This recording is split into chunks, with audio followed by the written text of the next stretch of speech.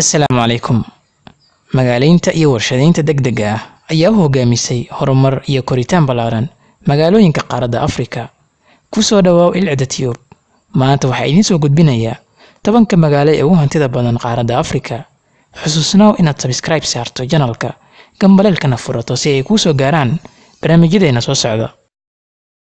Nambarka 10aad, Accra, Ghana. Guud ahaan hantida taala caasimadda Ghana waa 38 bilyan ee doolarka Mareykanka ah.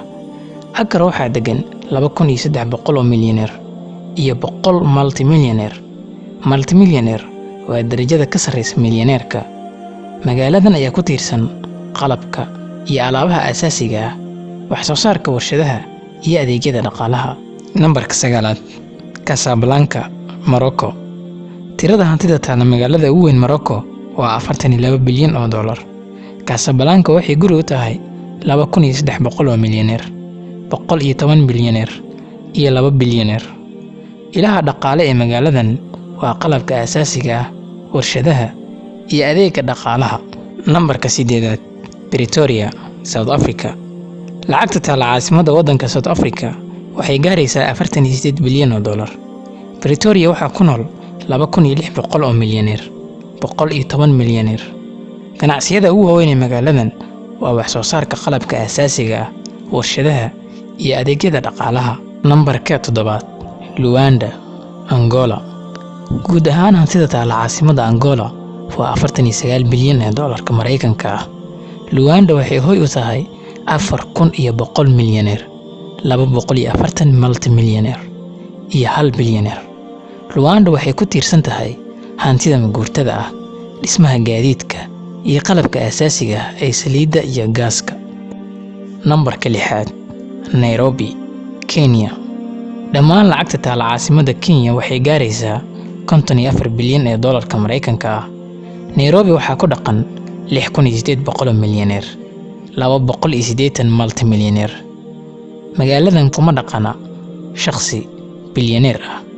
Isha dhaqaalaha magaala madaxda Kenya ee Nairobi waa adeegyada dhaqaalaha, hantida maguurtada ah, dalxiiska, badeecadaha, isgaarsiinta iyo qalabka aasaasiga ah. Nambarka 5aad, Durban, South Africa. Tirada hantida taala magaalo xeebeedka dhacda South Africa waxay sii maraysaa 55 bilyan ee doolarka Mareykanka ah. Durban waxay guri u tahay 3200 oo milyaneer, 130 multimillionaire iyo 1 bilyaneer. Qaybaha ugu weyn ee dhaqaalaha magaaladan ku tiirsan tahay waa hantida maguurtada ah, dhismaha, badeecada iyo gaadiidka. Nambarka 4aad, Lagos, Nigeria. Tirada lacagta taala magaalada ugu weyn Nigeria waxay la eg tahay 108 bilyan ee doolar.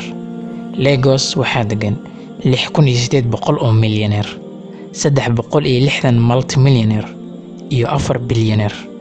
Ilaha dhaqaalaha ee magaaladan waa qalabka aasaasiga ah, isgaarsiinta, gaadiidka, hantida maguurtada ah, dhismaha iyo adeegyada dhaqaalaha. Nambarka 3aad, Cairo ama Qaahira, Masar.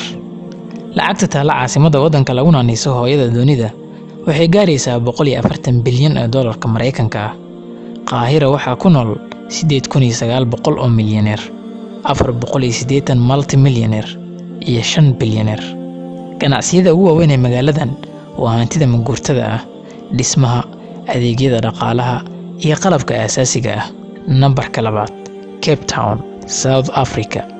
Dhammaan lacagta taala magaalada dekedda leh ee Cape Town waxay gaaraysaa 155 bilyan oo doolar.